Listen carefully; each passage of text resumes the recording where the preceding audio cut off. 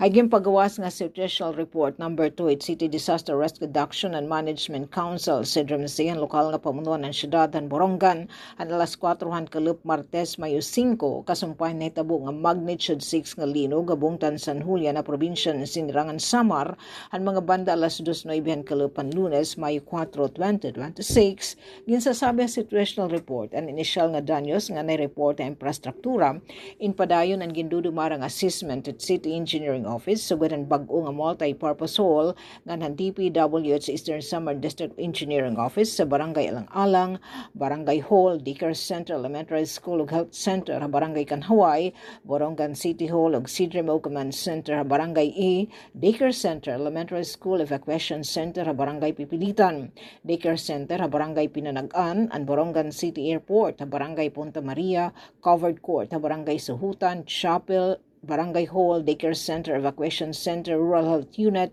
Senior Citizen Center, Barangay Santa Fe, ug Barangay Hall, Barangay Tamuso. Samtang upat nga balay na report nga nahibang iging papailaram ng assessment at City Social Welfare and Development Office, kundi duha hini in slightly damaged in Barangay San Gabriel ug an isa in Barangay Santa Fe nga diri daw istabli itong bungbung ug usa pa Barangay Kagbungan nga daw nahibang liwat ang bungbung. Waray ni report nga nawat ang kinabuhi nga nawaray liwat nawawara ang individual ug garing may dausang nasamaran nga bata nga lalaki nga nag-iedad 13 anyos nga residente Barangay Santa Fe nga nabaneg-an wala nga sikihan mahipakdol tungod tire wire samtang nag-i-evacuate nga niya na in pahuway haira balay. Nahireport liwat in landslide or rock slide haranihan Kamada Binuwangan Road da Barangay Binuwangan ang mga banda alas 3:58 ang kalupan Mayo 4. Nagpapabili na giniisa adton blue alert status at Emergency Operations Center